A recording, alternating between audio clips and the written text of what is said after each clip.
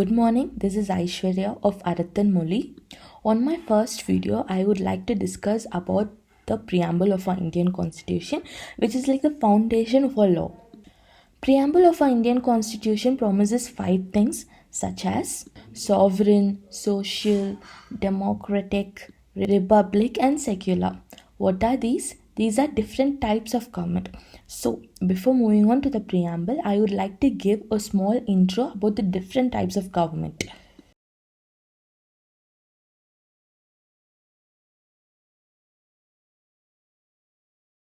Before starting with the different types of government, I would like to put a small disclaimer that my pronunciation is very, very bad. It can be from a small one to an humongous one. Please excuse me for that. So, without any further delay, let's move on to the next part. It is a different type of government. The first one is republic. Republic means the authority is based on citizens' voters, which are represented by elected or nominated officials chosen in free election. So, our country is a republic one. And the next one is democracy. Democracy generally means rule of people. The term generally refers to people of their elected representatives govern themselves. That is, people vote and they choose a government, and that government rule the people. Then moving on, the next type of government is theocracy. Theocracy is a government where priests rule in the name of the god. Then is autocracy. Autocracy is a government where a whole set of powers lie in the hand of a single person. It is somewhat like dictatorship. And moving on is a very interesting type. It is technocracy. Technocracy is a type of government which consists of scientists and they rule the country with their knowledge. I guess no country is a technocracy till date.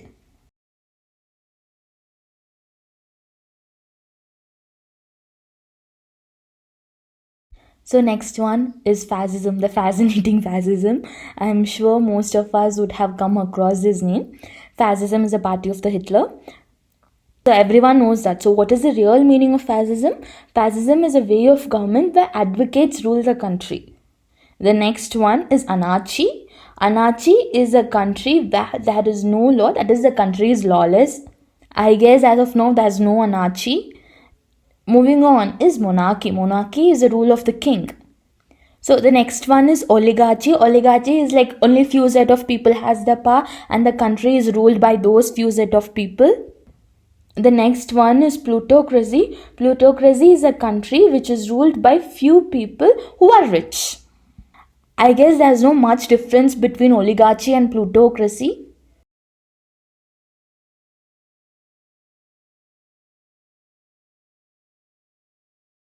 So the next one is tyranny. Tyranny is a country which is ruled by an absolute owner, which is somewhat like a dictatorship. The next one is totalitarian.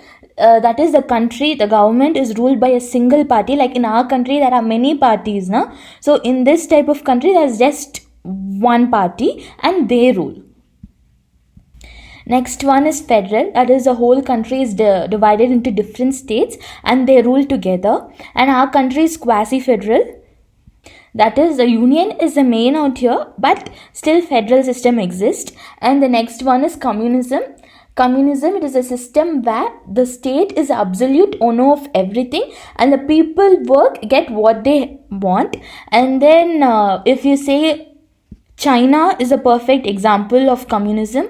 The next one is junta. That is, it is a group of people who just trash the government, throws away the government and they become the ruler. And this junta leads to dictatorship. So dictatorship is a form of government which is ruled by a single person. So these are the types of government. I just mentioned all these for our knowledge, and so let's move on to the next part, the important part of the video, preamble of our constitution.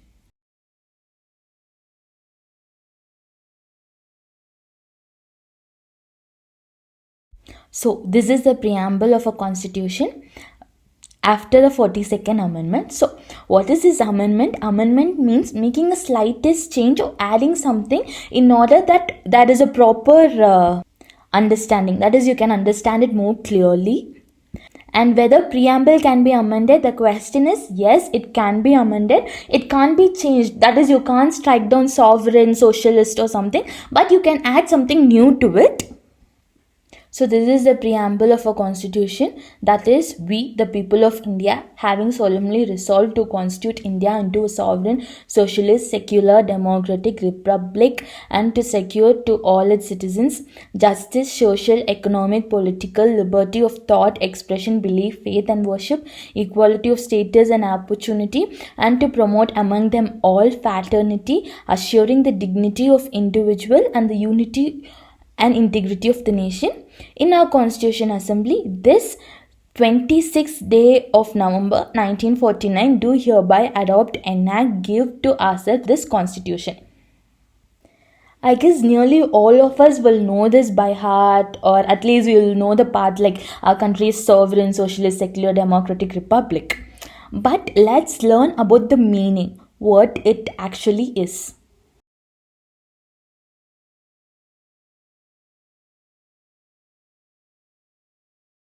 So, before interpreting the preamble, there's one major question, that is whether preamble is a part of a constitution or no. This question is answered through different case laws.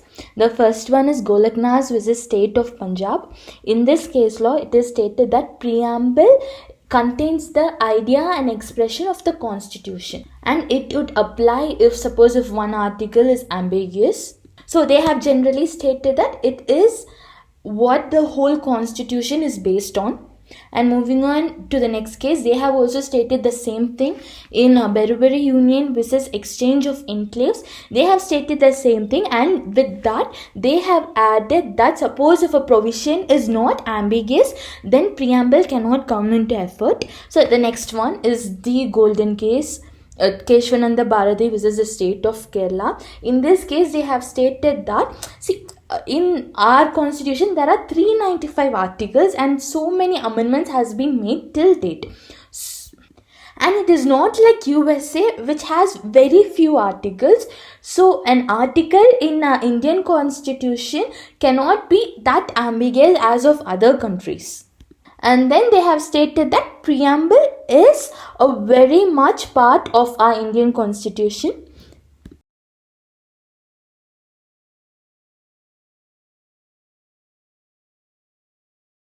In Mohindrapal, which is the state of Himachal Pradesh, they have stated the same thing, and they have added that suppose if a provision is ambiguous, then preamble can be used.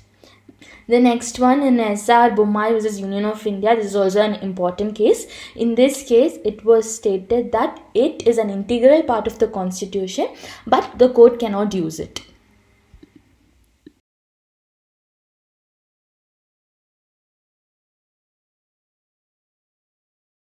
So now let's start interpreting the preamble. So in the first time, it has stated that we, the people of India. It symbolizes that who has the ultimate power in India, and that is the people. So a question can be raised out here, that is, who are this? Who are this we, the people of India? Is it the Constitution Assembly or the whole population of India? And this question is again answered in Keshwananda Bharati versus Union of India. So first, Justice Matthew has stated that the Constituent Assembly has just 28.5% of Indian constitution, and then Professor Wah has stated that it is impossible to get approval by the whole population. Like, our population is so high, we can't go and get approval from everyone. So they have again stated that the Constituent Assembly is the representation of people. And so Constituent Assembly is the people, and people has the ultimate power in India. So the next one is something, next 5 things is something everyone know, but very few know the actual meaning. I would like to explain about it. The first one is sovereignty. Sovereignty means absolute and uncontrolled. That is our country is a sovereign, which means our country is a separate country. No one else outside our country can control us. The next one is democratic. It states the authority is in the hands of the people. The next one is republic. Republic means it is a type of a government that the government protects the people against all the unjust activities. The next one is socialist. It was added in the 42nd Amendment after 1976. It states that all inequalities should be eliminated in our country. And the next one is secular, and again this is after the 42nd Amendment. It stated that equal respect should be provided to every religion, caste, and everything.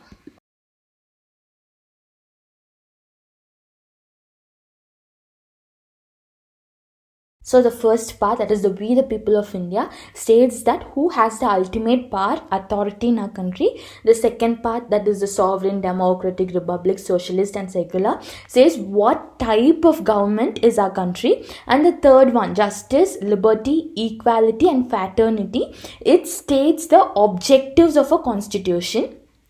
The first one is justice. It is mentioned in Article 38 in the later part of the Constitution.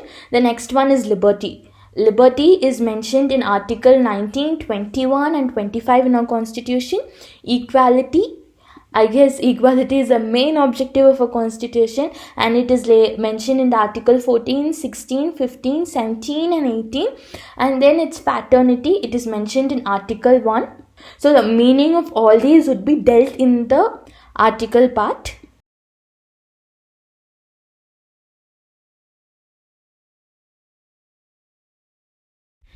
So thank you. I hope you liked our video.